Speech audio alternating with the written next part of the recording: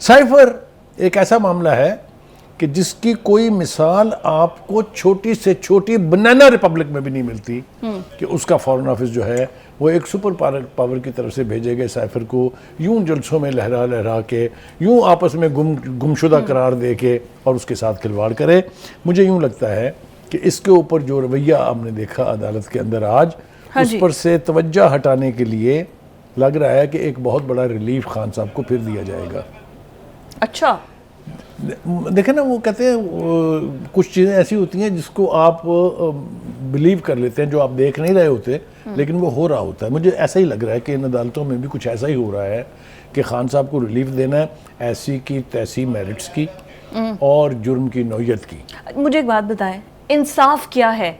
10 साल की सजा जो सुनाई थी वो इंसाफ है, या अब जो कहा जा रहा है कि ज्यादा से ज्यादा सजाई 2 साल की हो सकती है, वो इंसाफ है? कौन सा जज ठीक है? आप ना इम्पेशेंट हो गई हैं, अभी अगली हियरिंग तक या उससे अगली हियरिंग तक इंतजार कीजिएगा। वो कहेंगे साइफर पर सजा हो ही नहीं सकती। अच्छा, हाँ, यही हुआ ना। ये कोई केस ही नहीं है। हाँ, ये कोई सजा ही नहीं। कोई केस नहीं। जो कागज का टुकड़ा था वो गुम गया तो क्या करें जी। अब प्राइम मिनिस्टर इतना बिजी होता है, इतना फारग तो नहीं होता ना कि वो कागज के टुकड़े संभालता फिरे। तो फिर जितनी ये भी आपको मिल जाएगा सुनने के लिए। मैं आपके साथ मजाक बिल्कुल नहीं कर रहा हूँ इस वक्त। मैं सिर्फ ये कह रहा हूँ कि ये जो प्रेसिडेंट्स बन रहे हैं, ये आने वाले दौर में मुआशरा कैसे संभलेगा, कैसे ऐसी हरकत का तदारक किया जा सकेगा या ऐसे वाक़यात को होने से रोका जा सकेगा, मेरी समझ से बिल्कुल बालातर है। बिल्कुल ठीक है जनाब।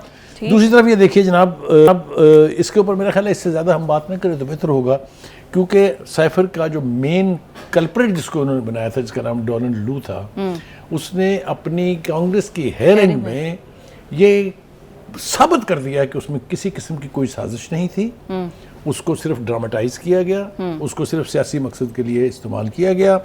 और उसके चले जाने के बाद, चूंकि वो रिटायर हो गए हैं गालबन, मेरे ख्याल से अब इसका मंतकी नतीजा यही है कि इस जुर्म को रोकने के लिए इस सज़ा को बरकरार रखा जाए। हम ख्वाहिश नहीं कर रहे हैं, अगर नहीं बनती है तो मत दें, लेकिन क्यों नहीं बनती है ये लोगों को बताएं ज़रूर। आपके कहने से, आपके फरमा देने से कुछ होने वाला नहीं है। ये C11D का जो जिक्र कर रहे हैं, मुझे सिर्फ एक बात, ये तो उलझा रहे हैं ना, ये तो मुझे और आपको, एक आम आदमी को सड़क पे जाते हुए क्या पता है 1D क्या है, AD क्या है, BD क्या है, CD क्या है। ये तो मतलब है एक अदालती जिमकरी है।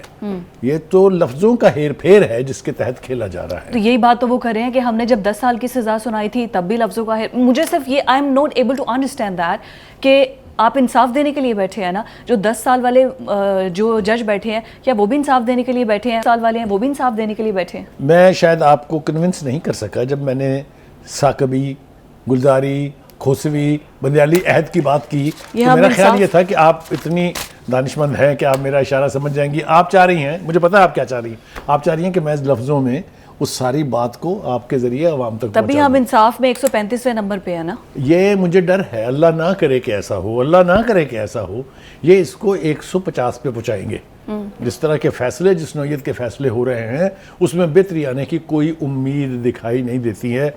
एक सुप्रीम कोर्ट तमाम लेवल्स के ऊपर जाके तो फैसले नहीं कर सकती ना। आप देख लीजिए ना कि क्या हो रहा है। अल्टीमेटली कौन जाएगा सुप्रीम कोर्ट, मामला पहुंचेगा वहां के नहीं पहुंचेगा। जो फैसले कर रहे हैं उसके ऊपर भी वो जो सोशल मीडिया है क्या कुछ कह रहा है, आपके इल्म में है वो, उसको यहाँ हम ना दोहराएं तो बेहतर है। आ जाइए जनाब अगली तरफ। जो उनके डॉक्टर, अपने पर्सनल डॉक्टर कह रहे हैं कि बुशरा बीबी, पहली बात तो ये है, बिल्कुल आपने कोई जहर का असरात नहीं। मैं बिल्कुल, आपने कमाल कर दिया, बहुत ठीक कहा। पहली बात तो ये देखिए कि कैदियों की नौयत देखिए कि मुजरमाना एलिगेशंस के ऊपर उनको सजाएं हुई हैं जी, और उनकी ख्वाहिशात का एहतमाम ऐसे हो रहा है जैसे गांव में कोई दामाद नहीं आ जाता तो सारा गांव समझता है हमारा दामाद है ये। तो इस तरीके से उनकी हर ख्वाहिश, कल हमने जिक्र किया था जो फैसिलिटीज़ खान साहब को हासिल है वहाँ पर, उसको तो छोड़ दीजिए। एक कैदी ये कह रहा है कि मुझे 1 महीना पहले जहर दिया गया था और वो जहर नहीं था, वो हार्पिक के कतरे मेरी खुराक में डाले गए थे।